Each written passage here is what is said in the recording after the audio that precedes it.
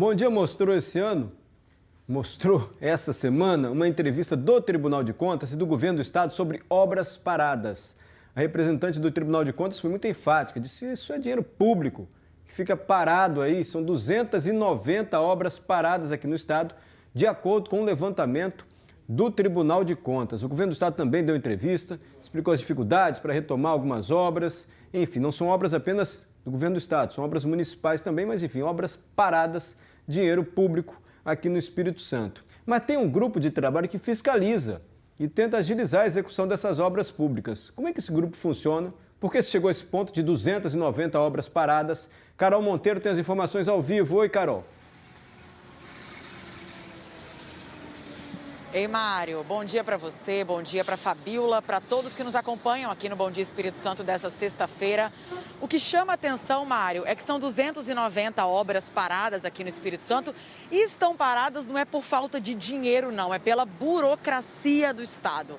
Quem conversa ao vivo com a gente agora é o deputado estadual Marcelo Santos, que preside esse grupo formado por várias secretarias, vários sindicatos, com o objetivo de desburocratizar essas obras, então.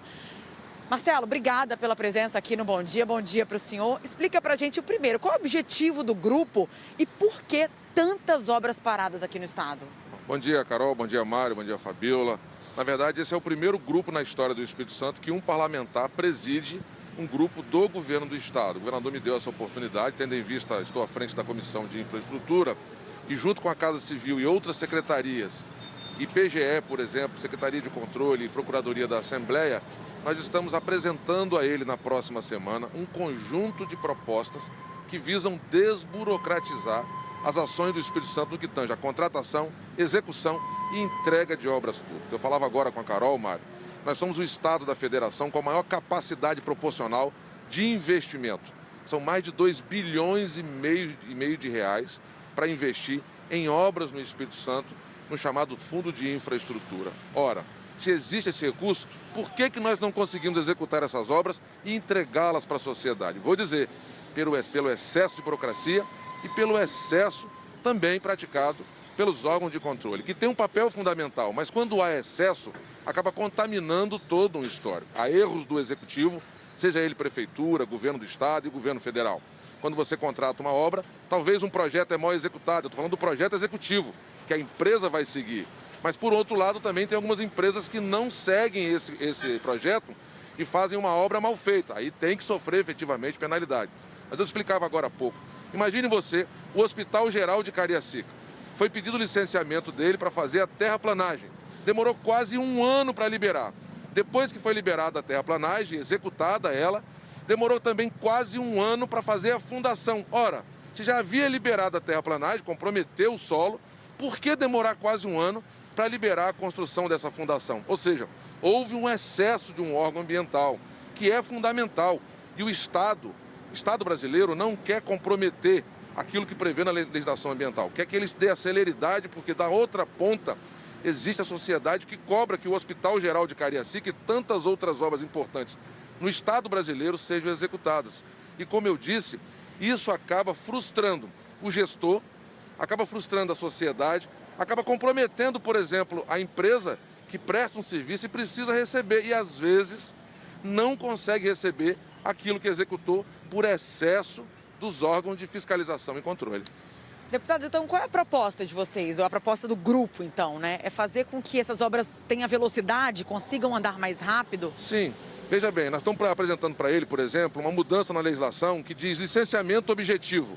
E o que significa isso? Ora, se você tem uma via e precisa fazer um recapeamento, o que o órgão de controle precisa para licenciar? Então ele vai ter um prazo. Não é o autolicenciamento, por exemplo, que propõe hoje o governo federal, que eu entendo que é equivocado, porque a legislação ambiental tem que ser prevalecida. Mas é um autolicenciamento diferente desse, que é licenciamento objetivo. Eu preciso, para recapear uma via ou para construir uma via, ter isso aqui. Ele vai ter um prazo para emitir essa licença ou para negá-la. E aí tem um grau de recurso que é na instância maior, que é a Secretaria de Estado de Meio Ambiente. Assim, nós daremos a resposta para a empresa que vai executar a obra, para o Estado, mas principalmente para a sociedade, até porque toda obra que é executada no ano seguinte, ela foi discutida no orçamento participativo do Estado. Depois a Assembleia discutiu, virou uma lei.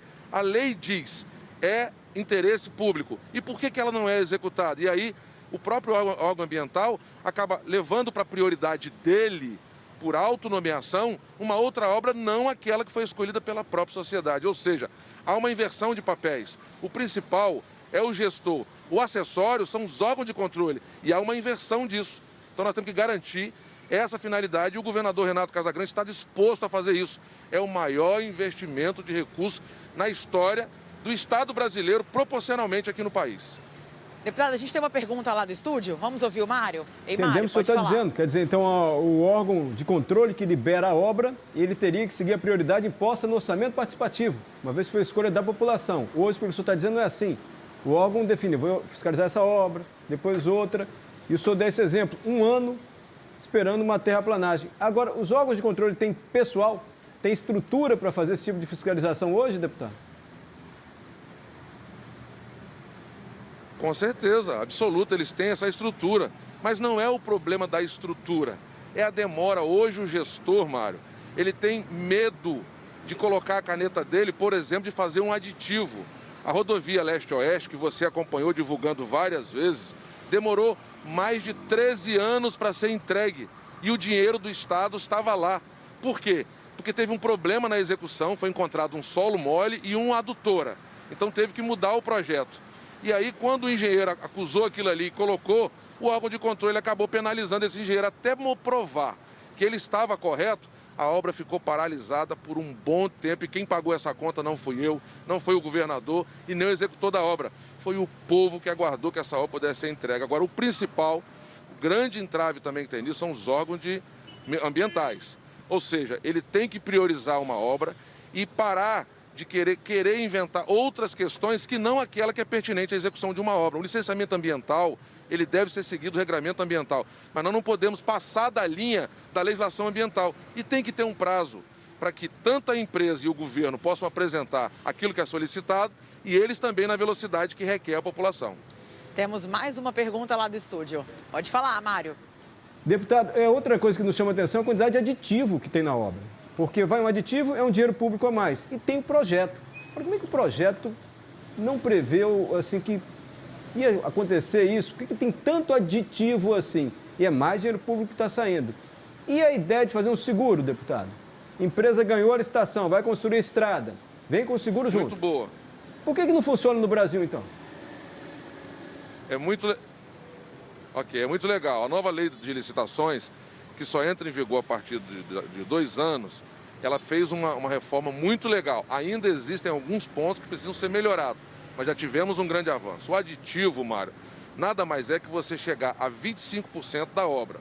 O que significa o aditivo? Você faz uma rodovia, e aí na discussão entre um prefeito, uma cidade e outra, é necessário fazer, por exemplo, um acesso a um bairro, porque o prefeito decidiu que ali vai ser uma área industrial. Não estava previsto no projeto original. E aí o gestor, o executivo, fala assim, não, eu quero que faça aquilo, está previsto em lei, garante a ele ampliar os investimentos em mais 25%. Sabe o que acontece? Ele vai, faz aquilo ali, o engenheiro autoriza, ele executa a obra acabou e o empreiteiro não recebeu. E hoje nós temos dezenas de empresas quebradas porque não receberam esse aditivo, porque está lá vagando na tramitação nos órgãos de controle, previsto em lei.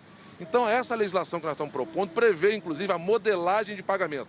Não se pode pagar conforme o transcurso da obra, mas você pode pagar, por exemplo, por indenização. Para quê? Para garantir com que o órgão fiscalizador interno garanta ao empreiteiro que executou e não está fazendo favor nenhum a ninguém, ele está sendo contratado e pago, receba aquilo que ele executou ao longo do curso da obra. Perfeito, então, deputado. Só para a gente encerrar, há uma expectativa, então, dessas 290 obras serem retomadas ainda esse ano? Muito, né? Algumas obras que estão paralisadas, claro, elas têm problemas complexos, mas não a maioria, né? Grande parte das obras carecem, por exemplo, de recurso financeiro, outras por conta da contratação de um projeto executivo mal feito, outras foram executadas de forma equivocada, mas grande parte, isso é um número interessante, desses problemas dos gestores que têm problema acusados pelos órgãos de controle de improbidade, 80% dessas acusações caíram por terra porque eram meros problemas administrativos. Ou seja, houve um excesso. Então vale aqui o registro. O principal são os gestores, prefeito, governador e presidente da República. O acessório são os órgãos de controle. Não se pode o acessório querer ser maior do que o principal, porque o principal foi eleito pelo povo. E é o povo que decide quem coloca lá para governar um município, um estado e uma nação. Perfeito. Marcelo, obrigada mais uma vez pela presença, pelos esclarecimentos aqui. Bom trabalho para o grupo de vocês também. Ok. Semana que vem, se Deus quiser, estaremos entregando isso ao governador. Perfeito, então. Obrigada mais uma vez.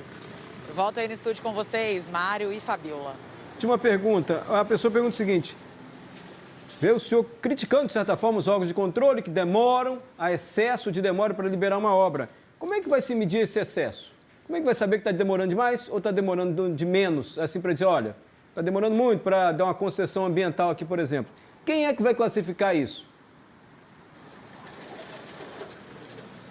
Na verdade, por exemplo, o IEMA é quem faz a emissão das licenças ambientais para execução de obras públicas e privadas. Quem é que fiscaliza o IEMA? Quem é que diz para ele que ele excedeu o prazo? Volto a dizer, a legislação ambiental ela é muito importante e deve ser cumprida.